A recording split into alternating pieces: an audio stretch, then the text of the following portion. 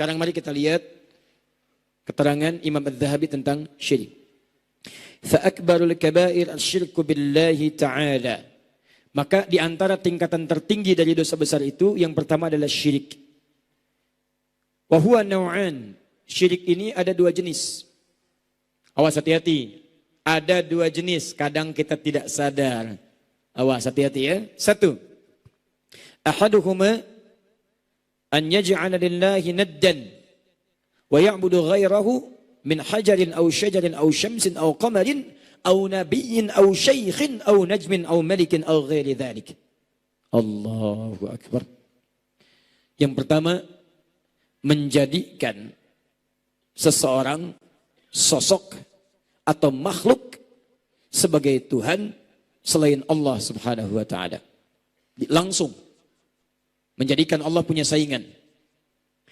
Baik itu bentuknya benda mati, benda keras seperti batu.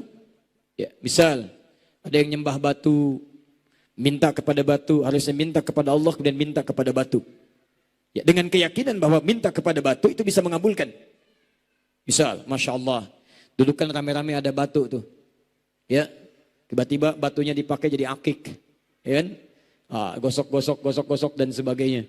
Kadang-kadang tidak sadar, kenapa pakai yang itu? Ini rasanya lain, Masya Allah. Coba lihat tuh, begitu antum lihat begini, kayak ada orang tahiyat kan? Mana lihat? Itu, kelihatan nggak? Mana itu? Enggak kelihatan. Oh, sudah salam rupanya.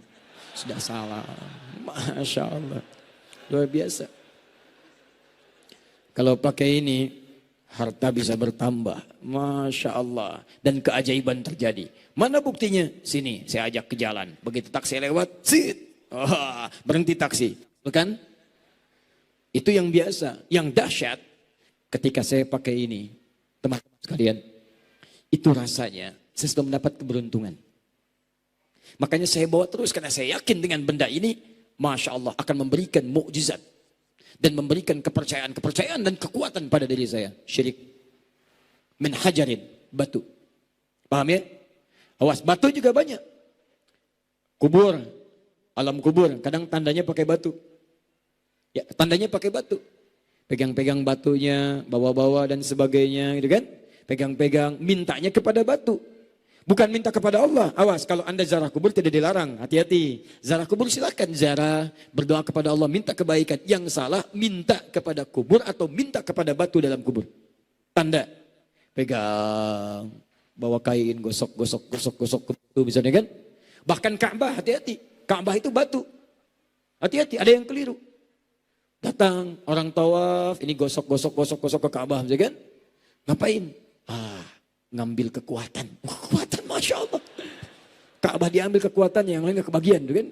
Itu bahaya. Bawa, awas, hati-hati. Syirik, gak boleh. Gak boleh. Syajarin, pohon.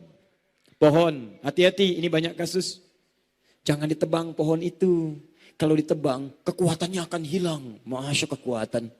Datang cari inspirasi ke pohon. Duhai, berikan saya kekuatan. Duhai. Kata pohon, saya juga udah mau runtuh. Kan? Baik, sama. Awas hati-hati. Ada yang mundur, cari. Mintanya ke pohon, syirik. Sering banyak kisah ya. Ada pohon-pohon yang ketika ditebang, sebagian masyarakat mengatakan jangan ditebang. Itu nanti ada ininya, ada itunya dan sebagainya. Tidak. Itu perbuatan setan. Ingat, setiap yang mengantarkan pada maksiat, saya sudah uraikan setan. Paham ya? Tayyib. Ini jangan ditebang Pak, ini jangan tebang. Oh syirik, bukan syirik Pak, itu durennya belum matang. Nah, kalau itu bukan ya, kalau itu bukan. Au syamsin, menyembah matahari. Dulu waktu zaman penjajahan, ya masyarakat Nusantara sebelum jadi Indonesia diminta menghadap ke arah matahari dan nyembah ke matahari, membungkuk. Itu nggak boleh, syirik. Makanya banyak ulama kita tidak mau melakukan itu. Ya, atau ada yang sebagian karena terancam nyawanya, jasadnya seakan tunduk tapi hatinya mengingkari. Ada yang demikian, ada yang sama sekali menolak dan tidak sedikit yang mengalami eksekusi. Dan Masya Allah, dengan kalimat itulah kemudian kalimat-kalimat takbir, kalimat-kalimat tauhid, kalimat-kalimat pengakuan itu yang mengantarkan cinta Allah menghadirkan kemerdekaan bagi bangsa Indonesia. Makanya saham umat Islam untuk kemerdekaan itu banyak dan kalimat takbir itu bagian darinya. Termasuk kalimat tauhid. Apa kalimatnya? La ilaha illallah. Apa warna benderanya? Warna tulisannya? Kita lihat. Ada masalah insya Allah. Itu untuk pengetahuan. Ingat ya teman-teman, saya ingatkan betul. Bangsa kita sudah baik. Dasarnya sudah baik. Tidak usah berpikir merubah asas bangsa dan sebagainya. Yang kita pikirkan sekarang bagaimana membantu bangsa ini jadi lebih baik. Itu saja. Kerjakan yang baik-baik untuk negara kita. Mata lihat yang baik-baik, telinga dengar yang baik-baik. Maka ketika antum bekerja jadi baik, bangsa ini akan terkatrol pada kebaikan-kebaikan. Kalau negara ini diisi oleh orang-orang bodoh dan orang-orang ahli maksiat, maka itu tidak pernah mengantarkan kita pada kebaikan. Makanya kita harus bantu supaya kita menemukan orang-orang baik. Polisinya baik, tentaranya baik, presidennya baik, kan? Pengusahanya baik. Karena kebanyakan orang Islam, kita sendiri dulu jadi baik. Jangan minta orang baik sementara antum belum baik, susah. Jelas ya? Kembalikan. Kenapa itu aja yang dibahas tadi? Au kamarin, bulan. Sudah jelas. Au nabiyin, nabi. Awas, menganggap nabi dikultuskan, gak boleh. Gak boleh. Maka dari itu ketika Nabi Isa alaihissalam tidak ingin dianggap sebagai Tuhan, dikejar-kejar sampai mau dibunuh. Sampai mau dibunuh gitu kan. Untuk menolak klaim, gak boleh. Saya cuma nabi, saya bukan Tuhan. Saya cuma nabi, saya bukan Tuhan. Karena itu Nabi Isa alaihissalam dikenal dengan Al-Masih atau dikenal dengan Yesus, menegaskan dirinya nabi bukan Tuhan. Supaya tidak dianggap Tuhan dan tidak dikultuskan. Karena itulah Nabi Muhammad SAW ketika diangkat-angkat dengan kalimat Sayyid, anta Sayyidi, Sayyid. Ingin dikultuskan dengan kalimat kultus, Nabi menolak. As-Sayyidu Allah. Yang Sayyid cuma Allah. Bukan berarti nggak boleh mengatakan Sayyid. Bukan. Bukan dilarang mengatakan Allahumma sholli ala Sayyidina Muhammad. Bukan. Tapi yang dilarang menggunakan kalimat Sayyid untuk mengkultuskan Nabi Muhammad SAW. Kalau untuk menghormati nggak ada masalah. Boleh. Bahkan Nabi mengatakan Abu Bakar sebagai Sayyid. Umar sebagai Sayyid. Ya sahabat lain sebagai Sayyid. Boleh. Antum kalau ke Madinah, saya dari Madinah kemarin. Lewat di jalan menemukan kalimat Allahumma sholli ala Sayyidina Muhammad. Boleh. Untuk penghormatan pada Nabi Muhammad SAW. Syekhul Islam Ibn Taimiyah punya risalah Tazkiyatun Nafas. Di ilmu Tazkiyatun Nafas. Pembukanya, kalimatnya dibuka dengan hamdalah. Kemudian salawat. Ketika salawat mengatakan Allahumma sholli ala Sayyidina Muhammad. Untuk takrim, memuliakan Nabi SAW. Tapi mengkultuskan, tidak. Jelas? Tayyib. Syekh di sini bisa tokoh, orang soleh, atau misalnya yang dipandang punya karisma. Karena di Arab itu dipanggil syekh itu bisa 3 kemungkinan. 1, orang sepuh, sudah sepuh. Ya syekh, wen masyi, syekh mau kemana, sudah sepuh. Tayyib. Yang kedua, bisa syekh ahli ilmu.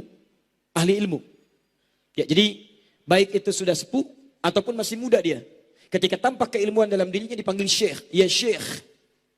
Yang ketiga, syekh ilmu secara agama mungkin kurang. Tua juga belum. Tapi dia punya pengaruh misalnya. Ya punya pengaruh tertentu. Punya kemuliaan tertentu. Maka dipanggil syekh dia. Di Uni Emirat Arab ada syekh. Syekh di sana bukan yang punya ilmu. Sebagian ya. Ada kalangan-kalangan yang punya harta, punya pengaruh, panggil syekh sebagai penghormatan kepadanya. Nah kadang-kadang, penghormatan berlebihan pada yang punya kedudukan, kadang-kadang sedikit banyak menghadirkan sifat syirik dalam kehidupan. Fir'aun dititipkan kedudukan. Begitu kedudukan merasa tinggi, langsung mengatakan, Ana rabbukumul a'la. Saya Tuhan kalian yang paling hebat. Maka umat Nabi Musa alaihissalam, yang ketika kemudian diutus Nabi Musa, sebagiannya diperintahkan oleh Firaun, sembah saya. Saya yang Tuhan. Musa itu cuma ngaku-ngaku punya Tuhan, saya yang Tuhan. Itu yang bahaya. Jadi kalau seseorang merasa kedudukannya sudah tinggi, maka akan muncul sifat. Ini lihat detilnya kalimat Ibnu Zahabi. Kalau seseorang punya kalimat, punya rasa kedudukan yang tinggi, maka godaan setan akan membangkitkan rasa ingin dipertuhankan dalam dirinya. Dianggap yang paling hebat, itu yang bahaya. Dan itu bisa menyebabkan syirik fatal. Syirik dirinya dan syirik bagi orang lain. Maka muncullah kemudian orang Romawi yang menyembah dengan sujud kepada rajanya. Persia yang membungkuk kemudian kepada rajanya. Seakan-akan dikultuskan seperti halnya Tuhan. Maka turunlah kemudian contoh gerakan sholat. Sujud hanya pada Allah. Ruku hanya pada Allah. Yang dipertuhankan hanya Allah subhanahu wa ta'ala. Paham? Ingat, Az-Zahabi itu detil. Bukan satu kalimat syekh tapi maknanya dalam. Hati-hati teman-teman yang punya kedudukan. Termasuk ustadz. Awas, tolong doakan juga ya, saya dan teman-teman ustadz yang lain. Supaya tidak menganggap diri sebagai yang paling hebat. Kalau sudah yang paling hebat dan sebagainya, ini yang paling bahaya. Sudah menganggap diri paling hebat, paling benar, paling unggul. Maka kemudian dampaknya kepada murid-murid, itu yang seakan-akan menutup celah-celah sampai menganggap tidak ada celah dalam dirinya. Berlebihan kemudian mengangkat dan sebagainya. Paham? Iya. Termasuk tokoh, siapa saja bisa masuk dalam kategori syekh dengan pemaknaan yang luas. Pemaknaan luasnya, makna jauhnya. Ronaldo, Messi, sekarang Icardi di Inter Milan, misal. Siapa lagi yang muncul-muncul? Begitu muncul-muncul, Masya Allah, tempel di kamar. Aku saat tidur melihat Ronaldo, merasa memberikan kekuatan. Kayaknya besok main bola jadi lebih jago goceknya. Masya Allah, syirik. Sama. Aku kalau pakai kaos Lionel Messi ini, seakan-akan yang lain mudah aku kalahkan. Bobol bola, bobol gawang, gampang sekali. Masya Allah. Karena nggak ada yang lain, cuma dia sendirian. Sama. Gak bagus. Aku kalau pakai kaos Pep Guardiola, kayaknya seperti ahli taktik. Seperti Manchester City, 15 kali main, 13 kali menang, 2 kali imbang. Gak pernah kalah. Masya Allah. Sama. Tato, pakai gambar orang, gambar macam-macam. Dengan adanya tato, seperti saya memberikan kekuatan pada diri saya. Syirik. Paham ya?